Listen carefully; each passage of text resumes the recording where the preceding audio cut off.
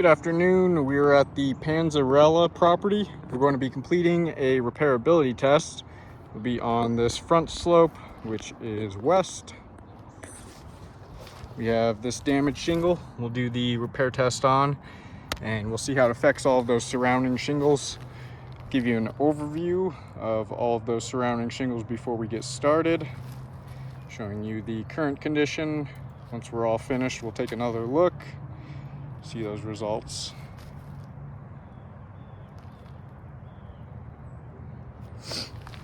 For my tools, I'll be using a flat bar, putty knife, hammer, and roof snake. And we have this 45-degree angle tool that we'll use to give us a reference point for what 45 degrees looks like. We'll slide it underneath that damaged shingle. Give you some views of that. And then throughout the repairability test, whenever we have to lift those shingles up, we will do our best not to lift them any higher than that 45 degrees.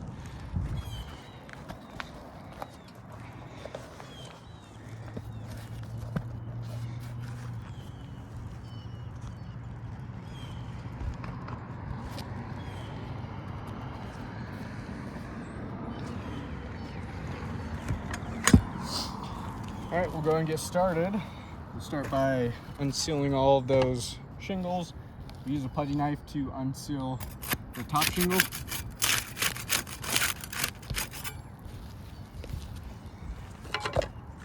Then we'll use the flat bar to unseal the rest of those. See if there's any differences.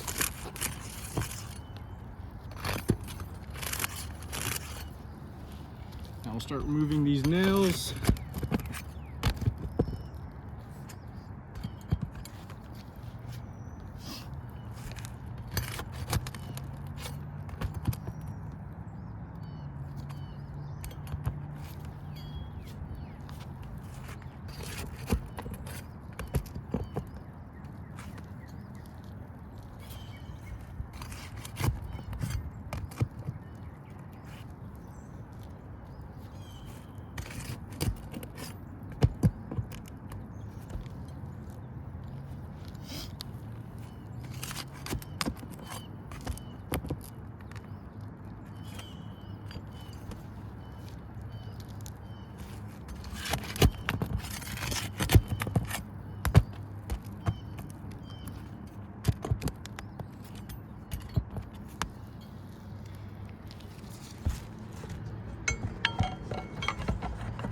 All right, should be all of the nails.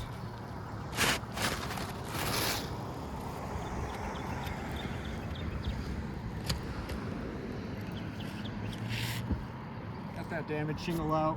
We'll go and slide this new shingle in. Get it all lined up nicely.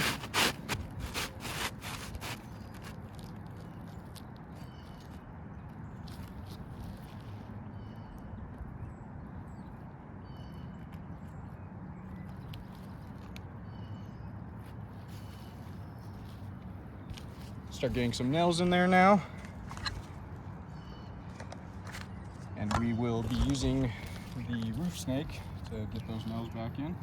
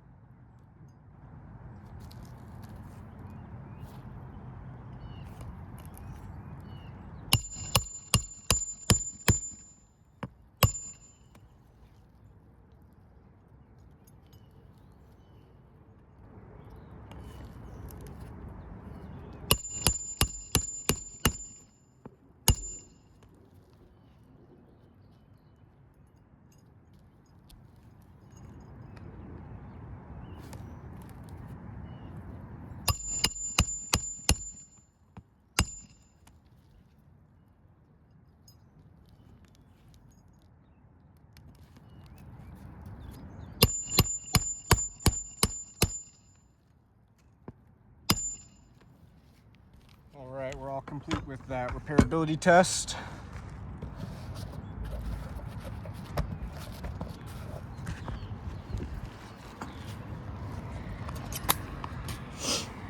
Give you another overview of all of those surrounding shingles.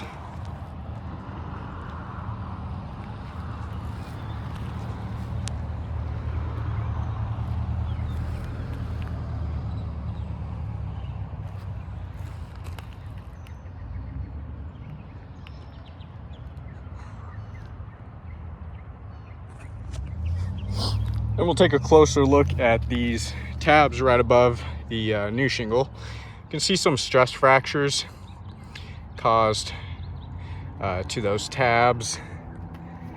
And I'll just give you, you can see this one real bad there. I'll just give you a side-by-side comparison of those shingles, the ones we did have to lift in order to complete that repair test, compared to these shingles up here that are unaffected and not damaged. We can see a big difference when compared to these. You can see this has the stress fracture there compared to these that are not damaged. Then I'll give you some close-ups of each of these tabs.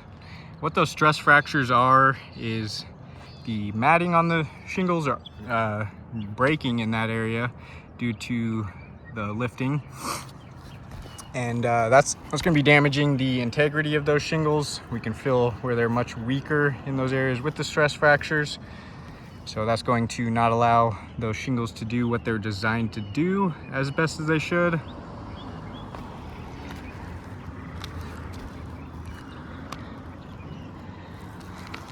I'll give you some side views of these as well. You can see where that stress fracture is there with that sharp bend in the tab.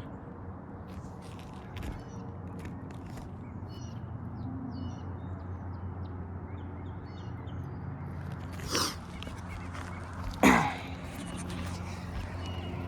then along with damaging the integrity of the shingles, those stress fractures will also be affecting the shingles' water shedding capabilities, as that matting is the main component for that.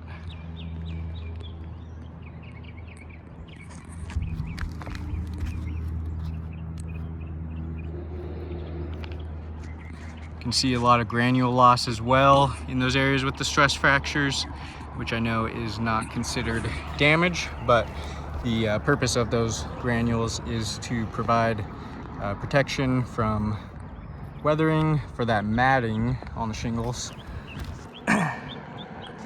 So those areas with the stress fractures, the already broken matting is going to not have as much protection now, so that'll just deteriorate and get worse.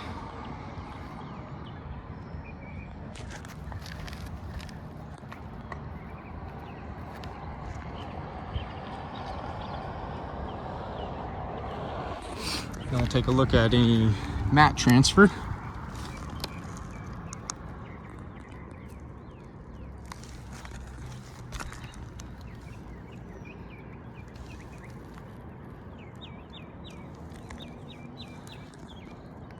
Looks like we've got a little bit right there. You can see that small chunk of matting. See where that was taken off of from the bottom of that tab, leaving the exposed fiberglass.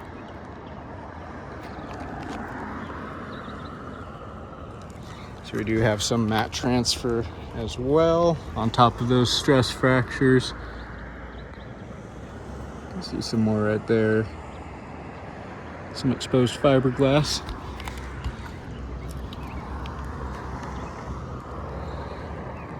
All over here as well.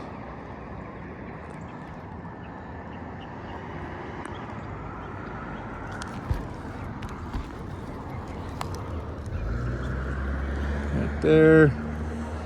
So you got mat transfer along pretty much every one of these tabs, it looks like. And I just want to point out, we used the putty knife to unseal the top row, and then the flat bar to unseal these down here. We can see mat transfer along both of those rows. So no matter what tool is used, looks like some mat transfer will occur. Going to be impossible to get around that.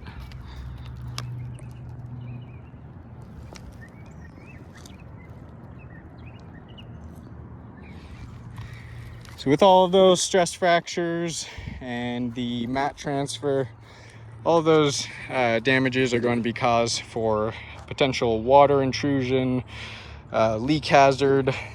We have 3 additionally damaged shingles. We can see 1 tab on shingle 6, then we got shingle 5 and 7. Those are all damaged. So we have 3 additionally damaged shingles just from replacing 1 wind damaged shingle. So I do not believe repairs are feasible to this roof, as we can see the condition that those surrounding shingles will be left in.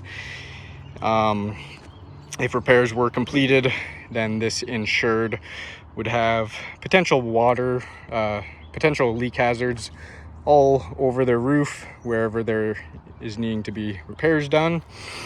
And that would not be indemnification, leaving them with more damaged shingles than they previously had. So I do not believe the roof is repairable. Just want to point out as well, I think we got quite a bit of spatter all along this roof too. So I just want to point that out. You can see quite a few hail hits as well. You can see the slope, the right slope south is pretty bad. Those hail hits. But spatter all over front slope. We got it all over this left slope as well. Had it all over the back slope too. Yeah, we can see all of that spatter on that back slope as well. So I got that all over. But other than that, I do not believe the roof is repairable. We'll go ahead and chalk up all of these damages that occurred and get some better photos of those. Thank you for your time.